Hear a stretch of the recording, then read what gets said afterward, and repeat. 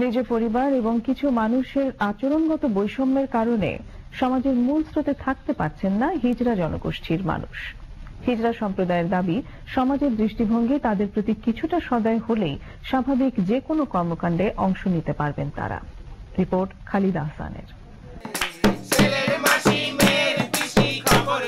বর্তমান সমাজে একজন মানুষ যেসব মৌলিক অধিকার পাবার দাবি রাখেন, হিজড়া সম্প্রদায়ের একজনও তার সবটাই পাবার দাবি রাখেন। কিন্তু সমাজের দৃষ্টিভঙ্গি আর কিছু মানুষের আচরণগত বৈষম্য হিজড়াদের সমাজের মূল স্রোত থেকে অনেকটাই দূরে সরিয়ে রেখেছে। স্বাভাবিক কোনো কর্মকাণ্ডে অংশ নিতে না পেরে অধিকাংশ হিজড়াই রাস্তায় টাকা তোলা কিংবা অন্য কোনোভাবে জীবন নির্বাহ করে থাকেন। আমার নারী পানা মন বাসা, আমার অনেক শাড়ি পিন্ধা একটু ট্যাপসের, আমার নাচতে মন চায়, আমার একটু গান গাইতে মন চায়, একটু সাজতে মন চায়। তো আমি যদি সাজি, তো আমার বড় ভাই আমাকে অত্যাচার করে, যদি ছেলে হয়ে সাজবি কেন। আশেপাশে থেকে আমার ফ্যামিলি থেকে চাপ দিছে যে না, এরকম থাকলে, এরকমভাবে চললে আমাদের এখানে থাকতে পারবে না। তখন আমি বাধ্য হয়ে ফ্যামিলি ছাইরা আমার গুরু মাদের কাছে চলে এসেছি। আমাদের জীবনটাই আলাদা, আমরা সাধারণ সমাজ থেকে আলাদা, পরিবার থেকে আলাদা। আমাদের জীবনযাপন করতে আমাদের মতো লোকদের সাথে। সাধারণত মনে করেন আশেপাশে কোনো অনুষ্ঠান হলে কোনো আরো 10টা মানুষ দাওয়াত পায়, আমি হিজড়া বলে দাওয়াত পাই না। আমি কি মানুষ না?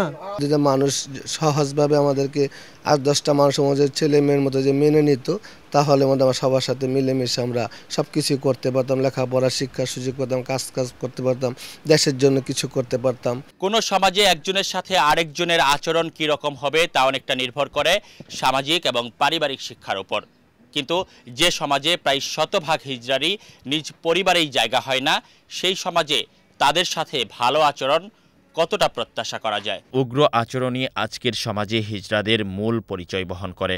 অথচ আচরণগত বৈশিষ্ট্য প্রকাশের পর একজন হিজড়া কতটা মানসিক কষ্ট আর যাতনা নিয়ে নিজ পরিবার ছাড়তে বাধ্য হয়, তার কতটা খবর রাখি আমরা।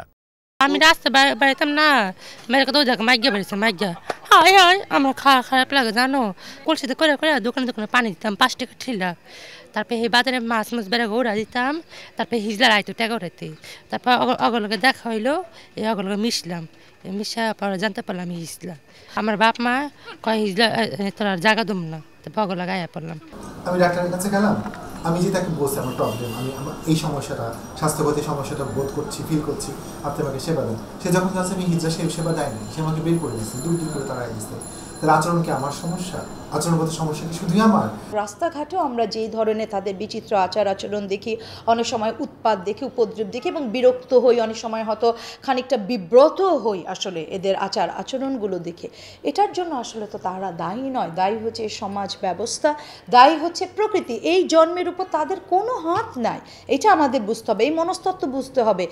প্রকৃতি তাদেরকে এই ধরনের বিচিত্র উপায় তৈরি করেছে এবং সমাজ তাদের জন্য কোনো অবস্থান তৈরি করতে পারেনি, সমাজ তাকে জায়গা দেয়নি। হিজড়া সম্প্রদায়ের দাবি, মানুষের দৃষ্টিভঙ্গি তাদের প্রতি একটু সদয় হলেই সাধারণ যে কোনো মানুষের মতোই স্বাভাবিক কর্মকাণ্ডে অংশ নিতে পারবেন তারা। খালিদ আহসান, বাংলাদেশ টেলিভিশন, ঢাকা।